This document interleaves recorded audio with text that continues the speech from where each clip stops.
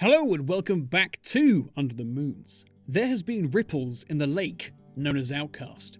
Ripples that seem to indicate the construction of a second lake just a few meters away. However, there's a very high construction fence around this second lake, so much so that it may not even be a lake, maybe just another coffee shop.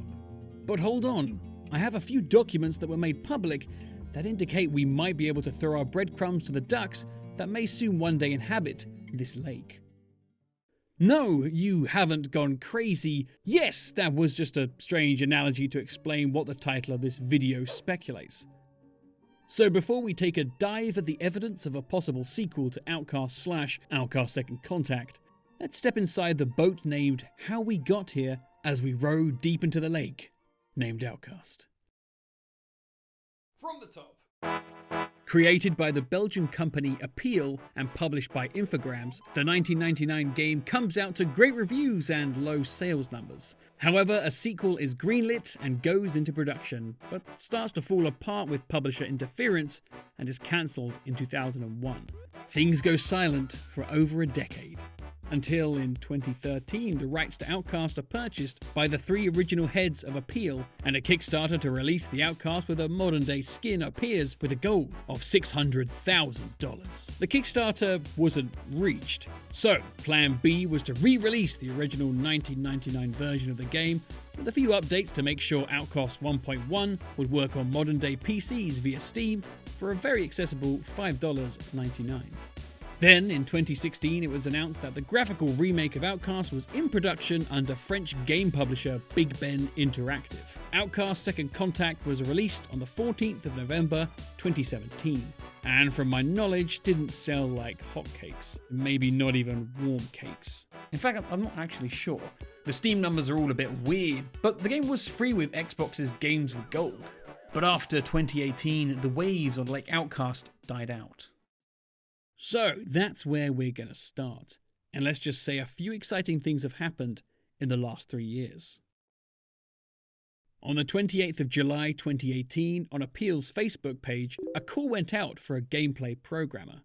Clearly, something was going on at Appeal beyond Second Contact, and indeed it was. The team were working on a party game based off of the Crystal Maze-esque TV show Fort Boyard, which has been going since 1990. And this successful series has had over 16 video games made since 1995, with Appeal's most recent version covering all major consoles.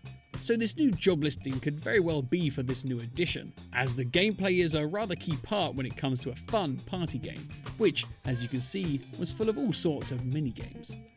So was the excitement all for nothing beyond this party game? Well, not 4 months later, and a much more detailed job listing went up from Appeal. And some of these descriptions look rather, well, let's just say beyond what was required for a Fort Boyard party game.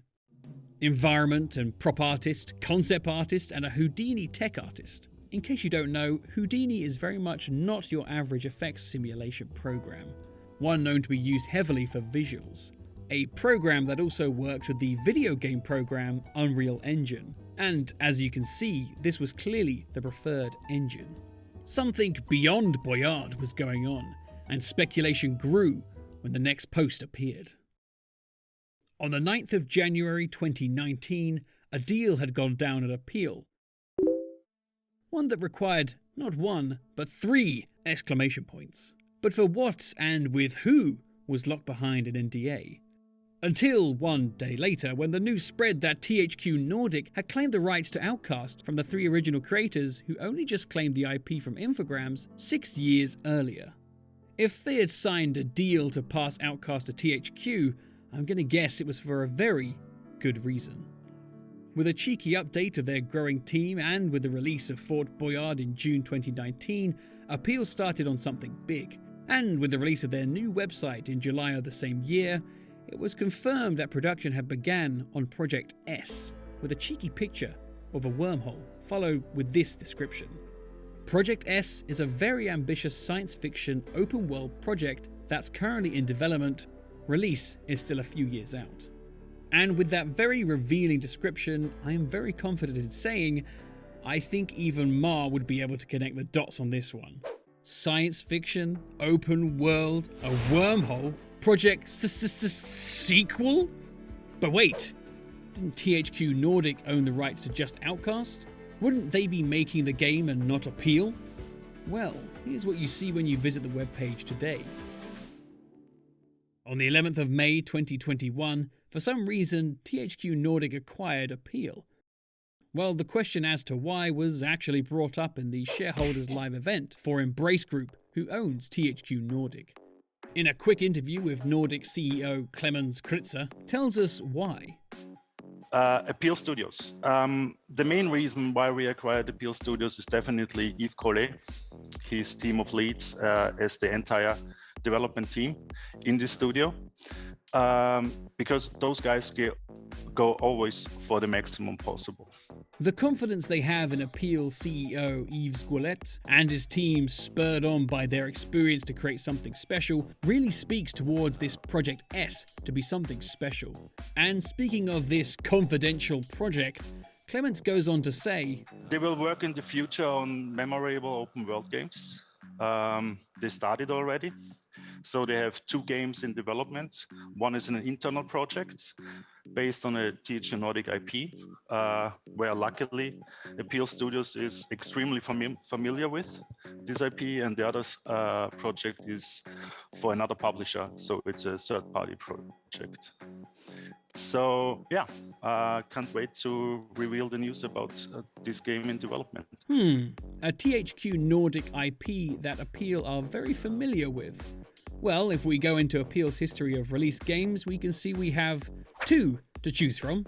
And Fort Boyard? Well, come on, it's not Fort Boyard now, is it? And just a note, rather interestingly, this presentation does indeed explain a few things with this acquisition. The team at Appeal will retain all their positions, and the really exciting bit, the added benefit of joining THQ Nordic is partnering up enables the development of larger titles and better utilization of the studio's resources.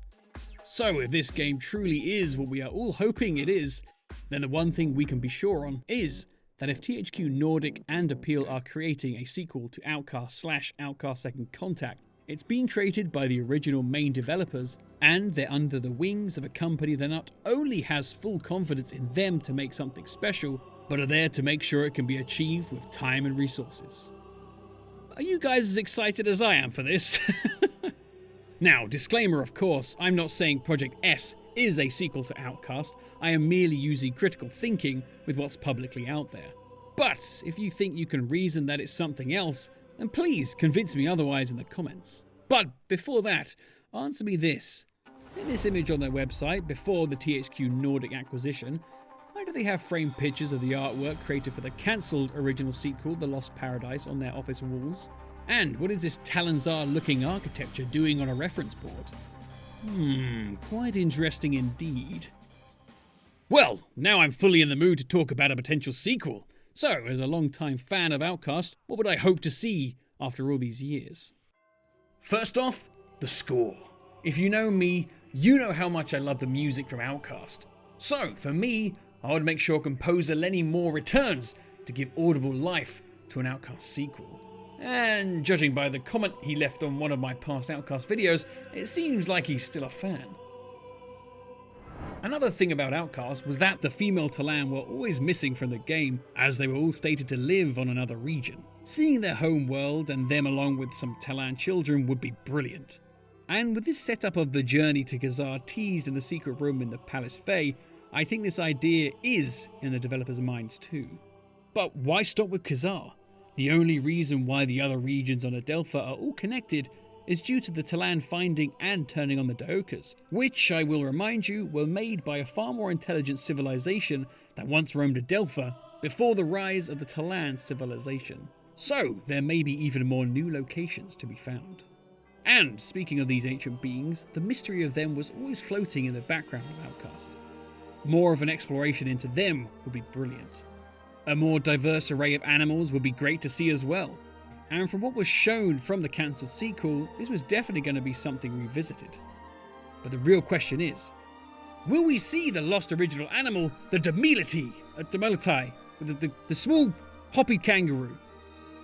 Making the world of Adelpha large and very much explorable, I think, was always going to be a given with any kind of sequel, so I feel that aspect is in safe hands, and I feel like this whole sequel is actually in the best hands it could be. But I do wonder, what will the story be? Will there be a heavy reliance on the first game, which really doesn't have a large audience even now despite Second Contact? In fact, it might be really jarring to a new player if it were.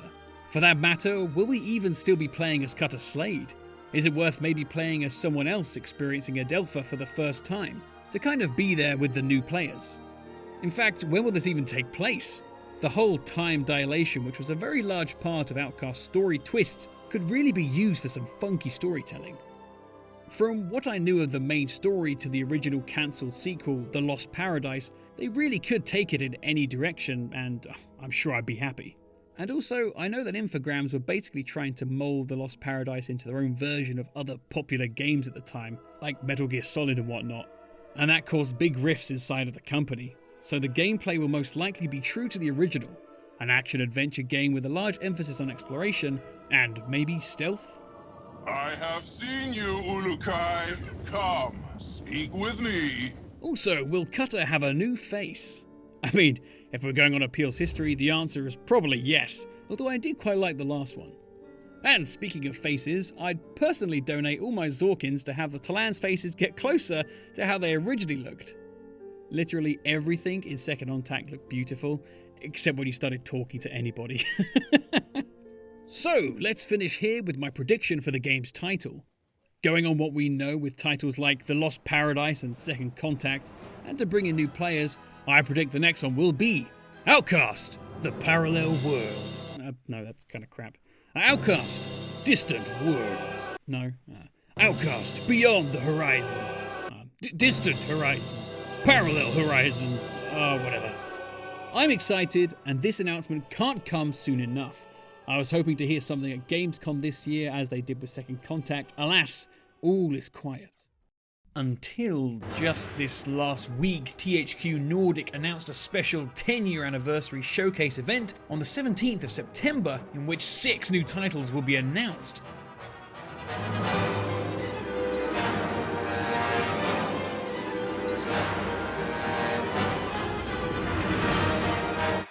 So, whatever Appeal has been working on since 2018, the question is, will we finally see what they've been constructing behind those tall fences? I want to hear from you. Are you excited to find out what Appeal has been working on? Does this THQ Nordic takeover scare you? And what would your sequel to Outcast look like? Let's converse in the comments below. So until the next upload, thank you all for watching, and I'll see you next time under the moons. See you later.